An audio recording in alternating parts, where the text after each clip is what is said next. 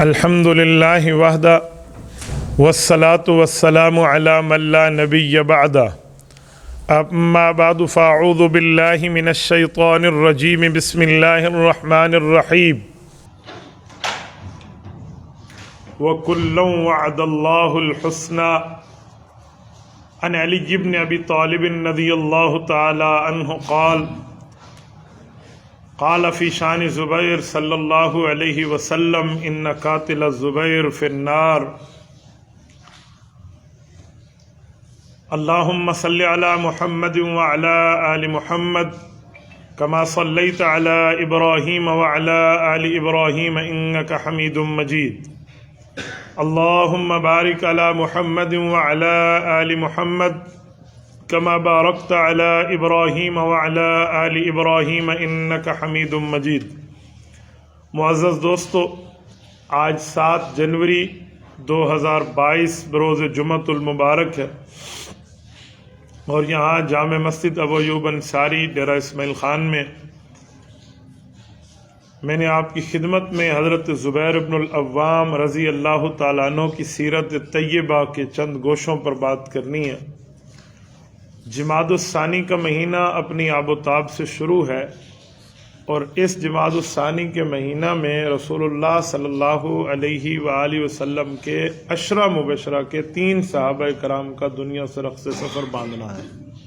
Number 1 حضرت ابوبکر صدیق، دوسرے number پہ حضرت زبیر بن العوام اور تیسرے نمبر پہ حضرت طلحہ بن عبید اللہ رضی اللہ عنہم۔ یہ تینوں صحابہ اسی جماد الثانی میں دنیا سے رخصت ہوئے ہیں۔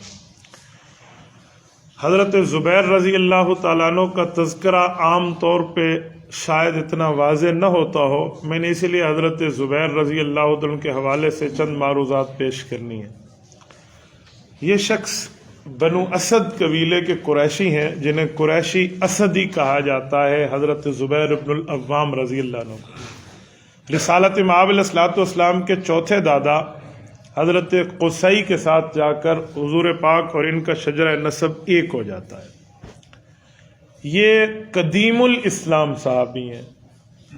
زبیر بن العوام رضی اللہ عنہ اس وقت ایمان لائے جب حضرت ابوبکر صدیق رضی اللہ عنہ ایمان لائے، اور ان کے رسالت مآب علیہ السلام سے کئی رشتے ہیں۔ ایک رشتہ یہ ہے کہ یہ رسول اللہ صلی اللہ علیہ وسلم کی پھوپھی کے بیٹے ہیں۔ آپ علیہ السلام کی وہ پھوپھی جو صحابیہ بھی ہیں، حضرت صفیہ رضی اللہ عنہ۔ عام طور پہ لوگ انہیں صفیہ بولتے ہیں، لفظ عربی زبان کا صفیہ ہے، یعنی چنی ہوئی، منتخب کردہ۔ یہ رسول اللہ صلی اللہ علیہ وسلم کی پھوپھی ہیں اور حضرت عبد المطلب کی بیٹی ہیں اور حضرت عبداللہ کی بہن ہیں، حضور پاک علیہ السلام کے والد مکرم کی۔ یہ ماں اور بیٹا زبیر اور ان کی والدہ حضرت صفیہ اکٹھے اسلام لائے، شروع بالکل ابتدائی دور۔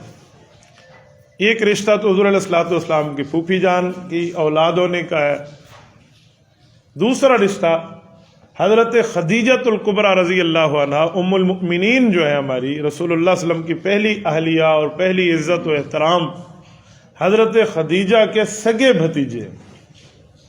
ان کے جو والد ہیں حضرت زبیر کے، ان کا نام ہے عوام، زبیر بن العوام کہتے ہیں۔ یہ عوام بن خویلد، یہ خویلد کے بیٹے ہیں، اور خویلد والد ہے حضرت خدیجہ کا بھی اور عوام کا بھی، یعنی حضرت زبیر کے والد محترم حضرت خدیجہ کے سگے بھائی ہیں۔ تو رسول اللہ صلی اللہ علیہ وسلم سے دوسرا رشتہ کہ حضرت خدیجہ کے بھتیجے ہیں۔ رسالت مآب علیہ الصلوۃ والسلام سے حضرت زبیر کا تیسرا رشتہ کہ یہ رسول اللہ صلی اللہ علیہ وسلم کے ہمزلف ہیں۔ حضرت عائشہ رضی اللہ تعالیٰ عنہ کی بڑی بہن، حضرت ابوبکر صدیق کی بڑی صاحبزادی حضرت اسماء بنت ابی بکر رضی اللہ عنہما کے خاوند ہیں۔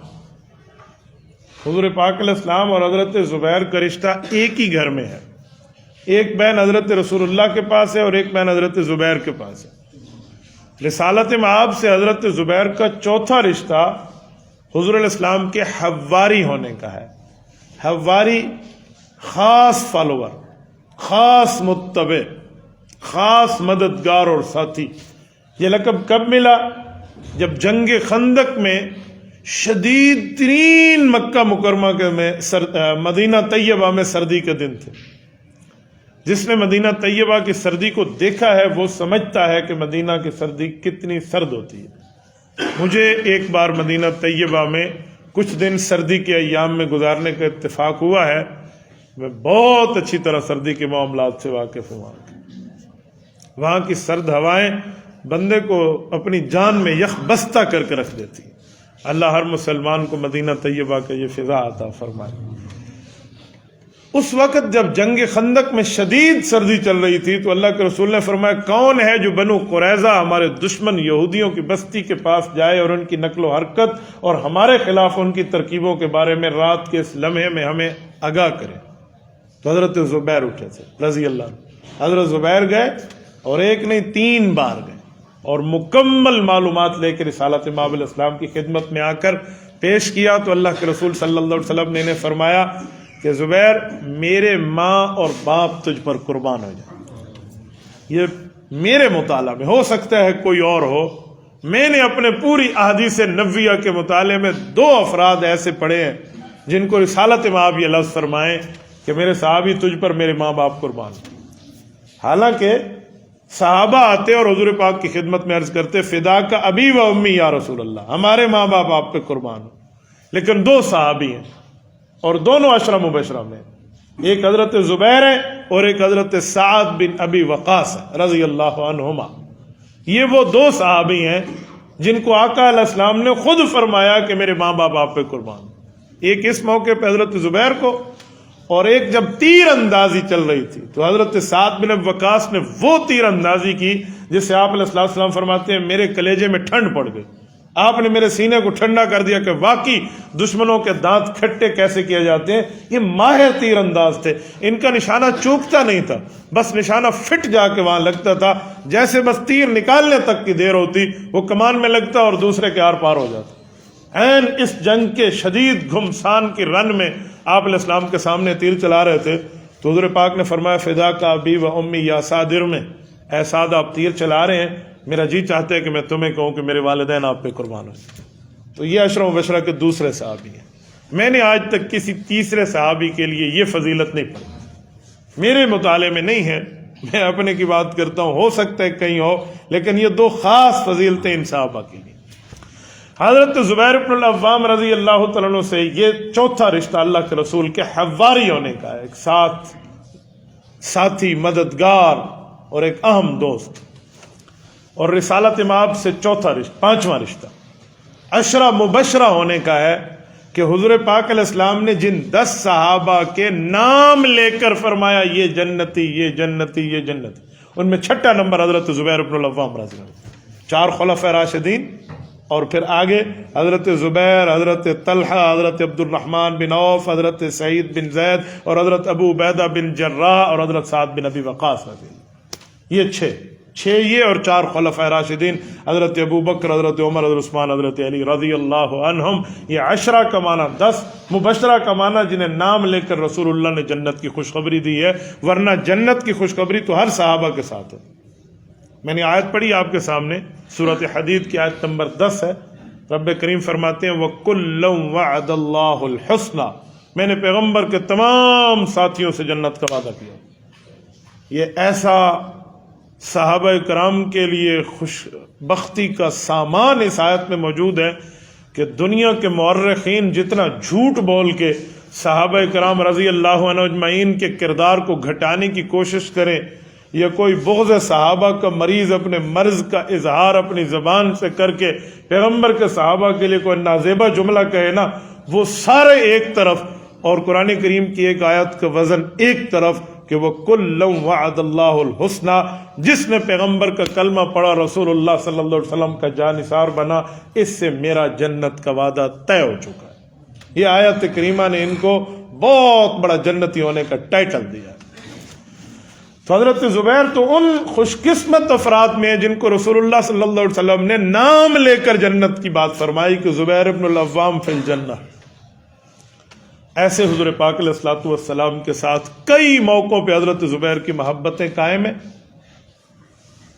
جنگ بدر سے لے کر جنگ تبوک تک رسالت مآب علیہ الصلوۃ والسلام کے قدم بقدم ایک ایک جہاد میں ساتھ چلے. کئی واقعات ایسے ملتے ہیں کہ حضرت زبیر کو اللہ کے رسول نے فرمایا چلو یہ کام کرو، اور انہوں نے وہ کام کیا. اور کئی واقعات ایسے ملتے ہیں کہ جب کوئی کام حضور نے فرمایا تو حضرت زبیر نے 3 مرتبہ ہاتھ کھڑا کیا کہ میں وہاں جاتا ہوں. حضور نے فرمایا نہیں، تو ہمارے پاس رہے. کئی موقع ایسے. ایک جنگ ہے جسے جنگ خیبر کہتے ہیں. آپ نے اس بارے میں بات پڑھی ہوگی، لیکن میں پوری روایت آپ کی خدمت میں پڑھتا ہوں. خیبر کی جنگ میں قلعہ قموس 16ویں نمبر کا قلعہ ہے، یہ فتح نہیں ہو رہا تھا. 15 قلعے باقی صحابہ کرام نے فتح کیے. 16ویں قلعے پہ تھوڑی مشکل پیش آئی، قلعہ قموس کے. اس کا جو سربراہ تھا وہ مرحب نامی ایک سردار تھا. مرحب اور یاسر یہ 2 بھائی تھے، اور دونوں کا دعویٰ تھا کہ ہم 1,000 بندے سے تنہا لڑ سکتے ہیں. یہ دونوں یہودی تھے. ان سے آپ علیہ الصلوۃ والسلام کی جنگ، یہ خیبر کا آخری قلعہ ہے. سیدنا علی المرتضیٰ رضی اللہ تعالیٰ عنہ کے ہاتھوں رب نے اس کی فتح مقدر فرمائی تھی. حضرت علی المرتضیٰ کو ایسے فاتح خیبر نہیں کہتے، آخری قلعہ ان کے ہاتھوں فتح ہوا. آپ علیہ الصلوۃ والسلام نے پرچم حضرت علی کے ہاتھ میں دیا. حضرت علی المرتضیٰ نے جنگ لڑی اور خیبر میں اس مرحب کو تحقیق کیا، اور مرحب کی موت نے کفار پہ بہت بڑا رعب چھا دیا تھا. بلکہ مرحب تو شعر پڑھتے ہوئے آیا تھا حضرت علی کے مقابلے میں، قد علمت خیبر انی مرحب شاک الصلاح و بطل المجرب. کہ اب یہ پورا خیبر کی گلی گلی جانتی ہے، پہاڑ کا ریزہ ریزہ جانتا ہے، میں مرحب ہوں، مجھ سے 2 ہاتھ تو کر لے. تو حضرت علی المرتضیٰ نے بھی خود ایک شعر کی زبان میں سے جواب دیا کہ انا الذی سمتنی امی حیدرا کلیس غابات کریہ المنظرا. میری ماں نے بھی مجھے اپنی گود میں دودھ پلاتے وقت شیر کا بچہ کہا تھا. مجھ سے تو نمٹ لے تو تجھے بھی پتہ چلے گا کہ شیر سے ٹکرانا کسے کہتے ہیں. یعنی حضرت علی مروب اور پریشرائز نہیں ہوئے سے. یہ جب مرا نا، اس کا بھائی تھرا اٹھا، یاسر جو دوسرا بھائی تھا، وہ بھی 1,000 بندے سے تنہا لڑنے کا دعویٰ رکھتا تھا. اور وہ آیا کہ آؤ مجھ سے بات کرو. تو حضرت زبیر نے حضرت علی المرتضیٰ کو پیار کا واسطہ دے کر کہا علی فضیلت آپ کو مل گئی، اس سے مجھے نمٹنے دو. آپ علیہ الصلوۃ والسلام نے بھی اپنی آنکھوں میں رضا کا اظہار کیا کہ ہاں زبیر کو جانے دو. تو حضرت علی پیچھے ہوئے اور اس کے بھائی یاسر کے مقابلے میں حضرت زبیر گئے. یاسر بھی اپنے دور کا ایک بہت بڑا سورما سمجھا جاتا تھا اپنے حساب سے. تو اس سے حضرت زبیر کے اشعار کا مقابلہ بھی ہوا ہے اور جسمانی طور پہ لڑائی بھی ہوئی ہے. اور جب یہ وار کے لیے ہاتھ اٹھاتا نا، کہتے ہیں اس کی قد اتنی اونچی تھی اور اس کی تلواریں اتنی بڑی تھی کہ عام طور پہ رعب چھا جاتا. آپ نے اس زمانے کی شاید تلواریں نہ دیکھی ہوں، بڑی بڑی تلواریں تھیں، کتنی کتنی کلو کی ایک تلوار ہوتی تھی. تو حضرت صفیہ رضی اللہ عنہ رسول اللہ کی پھوپھی جان حضرت زبیر کی والدہ اس جنگ میں موجود ہے. جب اس نے یوں تلوار اٹھائی نا حضرت زبیر پہ، تو حضرت صفیہ رونے لگی، کہا میرا بیٹا شہید ہو گیا. سیرت ابن ہشام میں ہے، حضور پاک علیہ السلام نے فرمایا پھوپھو آپ روو نہیں، تسلی رکھو، مجھے جبرائیل یہ خوشخبری دے کر گیا ہے کہ زبیر فاتح بن کے آئے گا. بالکل تسلی مل گئی، بیٹھ گئے آرام سے. حالانکہ شروع میں کہہ رہی تھی کہ میرے بچے کی فزیک اور اس کا جسم دیکھیں اور اس کافر کی ہارڈی باڈی اور اس کے معاملات دیکھیں، ذرا پریشان تھے. لیکن جب آپ علیہ السلام نے خوشخبری دی نا، تو حضرت صفیہ ایسے بیٹھ گئیں جیسے ابھی اس کا خاتمہ ہو چکا. وہی ہوا، اس کے وار خطا گئے اور حضرت زبیر نے اس کو بھی 2 لخت کیا. اس کے بعد فتح خیبر مکمل ہوئی. یہ حضرت زبیر ابن العوام رضی اللہ عنہ کا کارنامہ ہے.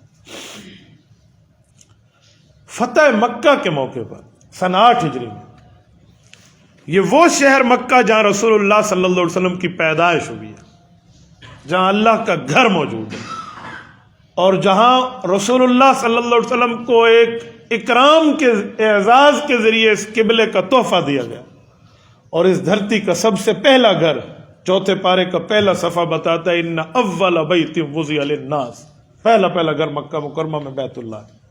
یہاں پانی پانی تھا، پوری جہاں زمین ہے، تو جو پانی کی 2 لہریں ٹکری آپس میں، ان سے جھاگ پیدا ہوئی، وہ جھاگ خشک ہوئی، خشکی پھیلتی گئی اور زمین کے ساتھ بر اعظم بنتی گئی، یوں بنی ہے زمین۔ والارض بعد ذلك دحاها، قرآن سے کہتے ہیں کہ ہم نے اس طرح زمین کو اللہ فرماتے ہیں۔ یہ جو ترتیب بنی ہے، جس جگہ دو لہریں آپس میں ٹکرائی تھی، یہ زمین کا سینٹرل ارتھ ہے، درمیانی حصہ ہے، اور عین اس جگہ کعبۃ اللہ قائم ہے، وسط الارض جسے کہتے ہیں، زمین کا درمیانی حصہ۔ یہ شہر اور مقدس شہر اس دھرتی کا، اس کو چھوڑے ہوئے رسول اللہ کو 8 سال گزر گئے۔ اب 8 سال بعد اس شہر میں بطور فاتح داخل ہو رہے ہیں۔ ایک بار آئے تھے، وہ بھی عمرے کے لیے، وہ بھی عمرۃ القضاء کا مسئلہ تھا، 3 دن سے زائد کفار نے رہنے کی شرط نہیں رکھی، اور پھر جب معاہدہ ہوا اور 10 سال کا ہوا اور انہوں نے دوسرے سال معاہدہ توڑا، تو اب حق بنتا تھا کہ فتح کیا جائے۔ تو صحابہ کرام جب 10,000 کی تعداد میں داخل ہوئے ہیں نا، آپ علیہ السلام نے ایسے داخل نہیں ہونے دیا، فرمایا یہ فلاں کی طرف سے جھنڈا لے کر، یہ فلاں پہاڑ کی طرف سے، یہ فلاں وادی سے، یہ فلاں ٹکڑے سے آئے، ایک ایک صحابہ کرام کو یوں بھیجا، اور دشمن پر فتح یاب ہونے کے بعد رسول اللہ صلی اللہ علیہ وسلم نے عام معافی کا اعلان فرمایا، سوائے 2-4 گستاخ رسول کے جو کعبۃ اللہ کے غلاف میں مارے گئے تو مارے گئے۔ فرمایا انہیں امن نہیں ہے، اللہ گستاخ کو امن نہیں دیتا، باقی سب کو امن۔ اور پھر امن دیتے ہوئے آپ علیہ السلام نے فرمایا کہ کعبۃ اللہ میں آ جاؤ، میں اللہ کے گھر میں بیٹھا ہوں، تمہیں امن ہے۔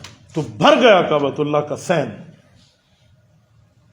تو لوگوں نے کہا کہ، بلکہ حضرت عباس حضور پاک علیہ السلام کے چچا نے فرمایا کہ یا رسول اللہ، کعبۃ اللہ کی گنجائش جو مطاف کی ہے وہ ختم ہو گئی، لیکن معافی مانگنے والے حضرات اب بھی باقی ہیں۔ تو حضرت معاویہ رضی اللہ تعالیٰ عنہ کے والد حضرت ابو سفیان رضی اللہ عنہ، جو ایک رشتے میں رسول اللہ صلی اللہ علیہ وسلم کے سسر بھی لگتے ہیں، اگرچہ پہلے دشمن اسلام تھے، اب کلمہ پڑھا، رسول اللہ کے صحابی بنے۔ حضور پاک علیہ السلام کی بیوی حضرت ام حبیبہ رضی اللہ عنہا، یہ حضرت ابو سفیان کی بیٹی ہیں اور حضرت معاویہ رضی اللہ کی بہن ہے۔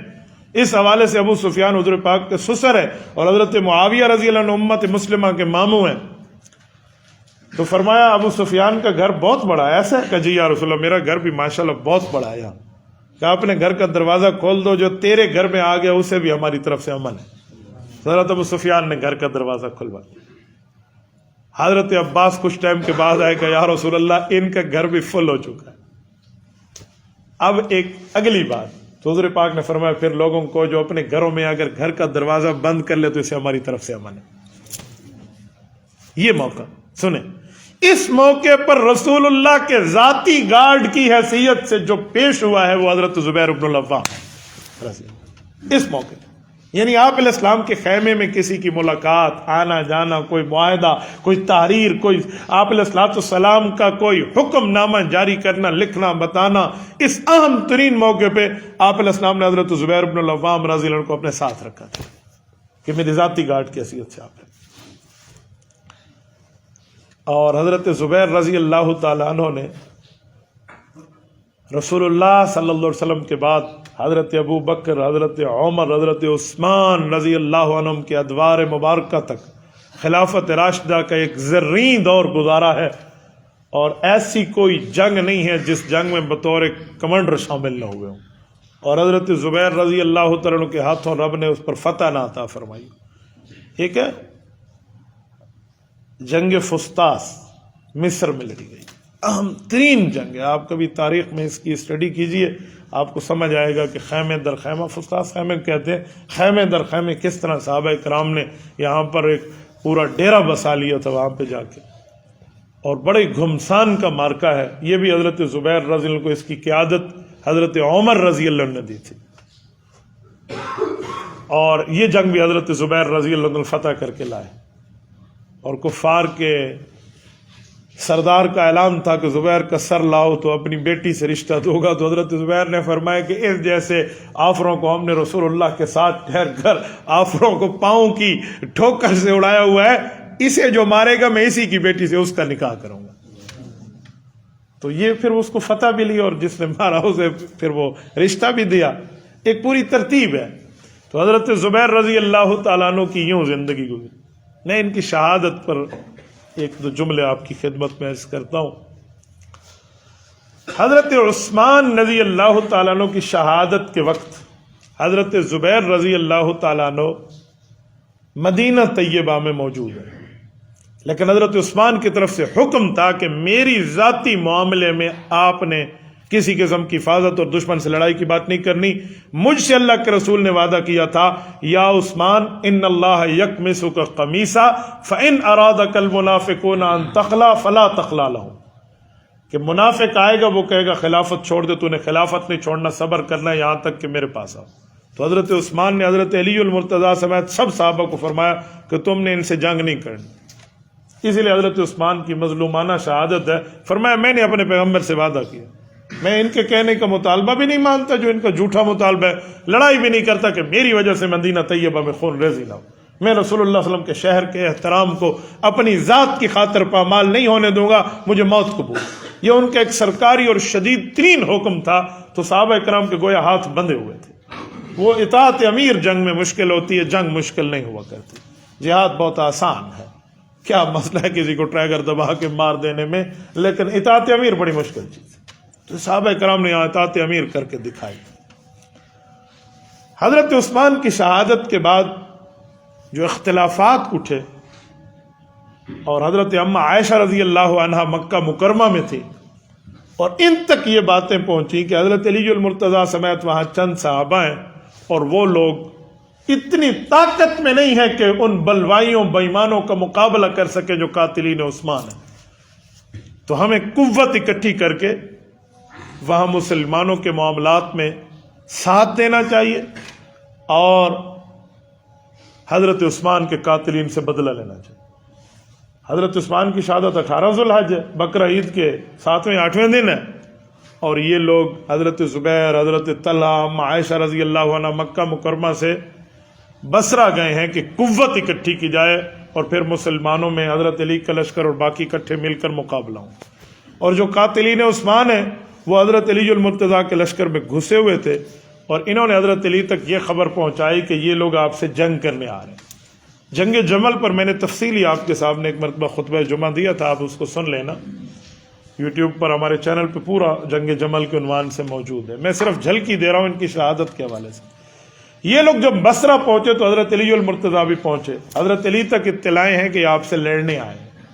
اور جب یہ دونوں حضرات آپس میں ملے ہیں نا وہاں پر اور ایک دوسرے سے بات کی ہے، تو امام عبدالشکور لکھنوی رحمہ اللہ کی فتنہ ابن سبا پڑھیں تو وہ لکھتے ہیں کہ جب آپس میں ملاقات ہوئی تو کہا میرے مقابلے میں آپ جنگ کے لیے آئے؟ کہا جی نہیں، ہم تو جنگ کے لیے نہیں آئے، ہم تو اماں رضی اللہ عنہ کی قیادت میں آپ کے معاملات میں خون عثمان کا بدلہ لینے اور تعاون کے معاملات. کہ اللہ نے جنگ کے شعلوں سے بچا لیا. ان حضرات نے یہاں پر گویا بھائی بھائی بن کے اپنے اپنے لشکر میں گئے ہیں کہ صبح یہاں سے لشکر کوچ کرے گا. وہ زمانہ لائٹ اور موٹر وے اور کیٹ لائٹس کا نہیں تھا کہ راستے پہ یوں لائٹ نظر آئے اور بندہ چلا جائے. وہ اندھیرے کا زمانہ تھا، تو گاڑیوں پہ سفر نہیں تھا، گھوڑوں پہ سفر تھا، خچر پہ سفر تھا، اونٹ پہ تھا، جو دن میں دیکھ کر چلتے تھے. رات کا پڑاؤ ہوا اور رات ہی رات یہ قاتلین عثمان نکلے اور انہوں نے کچھ تیر حضرت علی کے لشکر پہ اور کچھ حضرت اما عائشہ کے لشکر پہ مارے تاکہ یہ لوگ سمجھیں کہ معاہدہ ٹوٹ گیا اور جنگ شروع ہوئی. اور وہی ہوا اور اس میں پھر جنگ ہوئی جو کل شام تک چلی ہے اور پھر جا کر رکی ہے، اسے جنگ جمل کہتے ہیں. اس جنگ میں ایک بے ایمان نے حضرت زبیر رضی اللہ تعالیٰ عنہ کو شہید کیا تھا. وہ حضرت علی کے لشکر میں گھسا ہوا تھا. ہم اسے حضرت علی کا ساتھی نہیں کہتے کہ وہ حضرت علی المرتضیٰ کے ماں پہ ہوا، ایسی کوئی بات نہیں ہے. حضرت علی اور حضرت زبیر کا تو آپس میں بھائیوں والا پیار ہے. جس بندے نے حضرت زبیر رضی اللہ تعالیٰ کو شہید کیا نا، اس ظالم نے حضرت زبیر اب حواری رسول، عشرہ مبشرہ کی عظیم شخصیت، پیغمبر کی بیوی کے بھتیجے، رسول اللہ صلی اللہ علیہ وسلم کے ہم زلف، رسالت مآب علیہ الصلوۃ والسلام کے پھوپھی ذات بھائی، اور خیبر کی فتح کے مکمل ہونے میں اپنا ایک بہت بڑا حصہ رکھنے والے ایک عظیم فرد، جس کو رسول اللہ نے اپنے ماں باپ کی قربانی کی بات کی ہو، اس ظالم نے ان کی گردن کو کاٹا اور یہ سر جرت کر کے حضرت علی کے پاس لے آیا کہ دیکھو میں آپ کے مقابل لڑنے والوں کا یہ میں نے کام کیا. سیر اعلام النبلاء میں ہے کہ سیدنا علی المرتضیٰ رضی اللہ تعالیٰ عنہ تک جب اطلاع پہنچی تو حضرت علی نے کیسے میرے پاس لاؤ، بٹھایا سامنے اور فرمایا سن، مجھے میرے پاک پیغمبر صادق المصدوق حضرت محمد صلی اللہ علیہ وسلم نے بات فرمائی تھی کہ علی یاد رکھنا زبیر کا قاتل کبھی جنت نہیں جائے گا، وہ جہنمی ہوگا. تو میں تجھے اس بات کی گویا حضرت علی کے لفظ کا ترجمہ بشارت بنتا ہے. بشارت جہنم کی نہیں ہوتی، وہ جنت کی ہوتی ہے، لیکن یہ دل دکھانے کے لیے دوسرے کہتے ہیں اب بشارت ہوئی ہے تجھے. تو حضرت علی نے کہا میں تمہیں جہنم کی بشارت دے رہا ہوں، ان قاتل الزبیر فی النار، کہ زبیر رضی اللہ عنہ کا قاتل جنتی نہیں ہے، وہ جہنمی ہے. تو نے کس بنیاد پہ؟ یعنی اس طرح کی مظلومانہ شہادت حضرت زبیر بن العوام رضی اللہ تعالیٰ عنہ کی ہے. اور حضرت زبیر رضی اللہ تعالیٰ عنہ حضرت علی المرتضیٰ رضی اللہ عنہ سے پہلے اس دنیا سے رخصت ہوئے ہیں، اور یہی مہینہ جمادی الثانی کا ہے، اور اسی مہینے میں حضرت زبیر رضی اللہ عنہ کو دنیا سے رخصتی ہے، اور یہ کوئی سن بنتا ہے 36 ہجری. تو میں نے چاہا کہ میں چند باتیں آپ کی خدمت میں صحابی رسول کے حوالے سے پیش کروں. ہمیں اپنے مطالعہ میں صحابہ کرام اور اہل بیت عظام کو سامنے رکھنا چاہیے. ہم ان کو پڑھیں، ان لوگوں کا ہمارے اوپر حق ہے. انہوں نے اپنے خون سے آپ کو اور مجھے دیندار بنایا. پیغمبر کے فرامین اور اللہ کی کتاب کی باتیں ان لوگوں نے اپنے تن من دھن کی بازی لٹا کر ہم تک پہنچائی ہے. ان لوگوں کا ہماری جانوں پہ، ہمارے مالوں پہ، ہمارے اوقات پہ ان کا حق ہے. میری دعا ہے رب کریم حضرت زبیر رضی اللہ عنہ کی تربت پہ کروڑوں اربوں رحمتیں نازل فرمائے. رب کریم ان کا اخلاص ہم امت کو عطا فرمائے، اور کل قیامت میں اللہ رب العزت ہمیں ان صحابہ اور اہل بیت کرام کا ساتھ عطا فرمائے. اقول قولی ھذا واستغفر اللہ وآخر دعوانا ان الحمد للہ رب العالمین.